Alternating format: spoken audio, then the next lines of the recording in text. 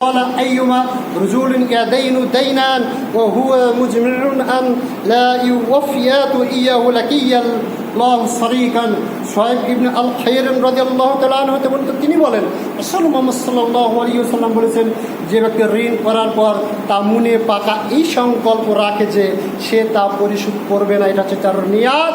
আমি ঋণ নিব, এটার দেওয়া লাগে, অমুকের কাছ থেকে 10টা টাকা নেবে, এটার দেওয়া লাগবে। সেটা 1 টাকাও হতে পারে, 2 টাকাও হতে পারে। ভাই আপনার কাছ থেকে 2টা টাকা নিয়েছেন, 10টা টাকা নিয়েছেন, আপনি যতক্ষণ পর্যন্ত ওই ব্যক্তি ছেড়ে না দিবে ততক্ষণ পর্যন্ত আপনি ঋণগ্রস্ত। কথা কি বোঝা যাচ্ছে? 10 টাকা 20 টাকা আমরা অনেক ক্ষেত্রে নিয়ে নেওয়ার পর ওই টাকার দেওয়া লাগে, জি না, ওটাও দেওয়া লাগবে যতক্ষণ না ঋণ দিতাম আপনার। ওটা আমরা রহরহ করে যাচ্ছি। একটা লোক ধার নিয়ে একটা জিনিস খেয়েছে, পরে একটা তাকে আর বললেন না, আপনি সেই 10টা টাকা দেওয়া হলে বন্ধুই মানুষ, জি না, এটা করা যাবে না। তাকে বলতে ভাই তো 10 টাকা নেন, সেও যদি মাফ করে দেয় সেটা ব্যতিক্রম, এটা আপনাকে দিতে হবে।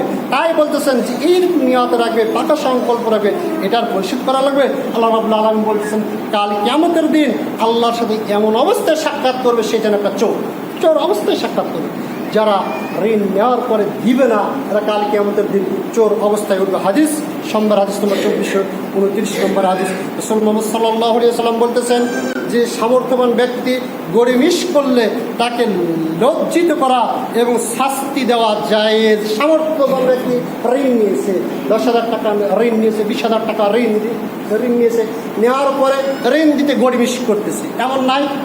দোকানে বাকি নিয়েছে, বাকি নেওয়ার পরে টাকা তো ক্ষমতা আছে, অনেক টাকা রয়েছে, কিন্তু তারপরেও তারা কী করতেছে, এটা দিচ্ছে না, গরিমিস করছে। রাসূলুল্লাহ সাল্লাল্লাহু আলাইহি ওয়াসাল্লাম বলছেন তাদেরকে লজ্জিত করে, মানে এমন কথা বলা সেজন্য লজ্জা বোধ করে, তুই এত বড় লোক, এত টাকা তারপরে ঋণ দিস না, কেমন বেদব, এইরকমভাবে আল্লাহ রাসূল বলতেছেন তাকে লজ্জিত করা এবং এবং তাকে কি এমন কঠোর বাক্য প্রয়োগ করা এবং শাস্তি দেওয়া, এমনকি জেলখানায়ও দেওয়া, তার নামে মামলা করাও জায়েজ। রাসূল মুহাম্মদ সাল্লাল্লাহু আলাইহি ওয়াসাল্লাম বলেন, হাদিস আবু দাউদ 3628 নম্বর, নাসাই 4679 অসংখ্য হাদিস কোরআনে হাদিসটা রয়েছে।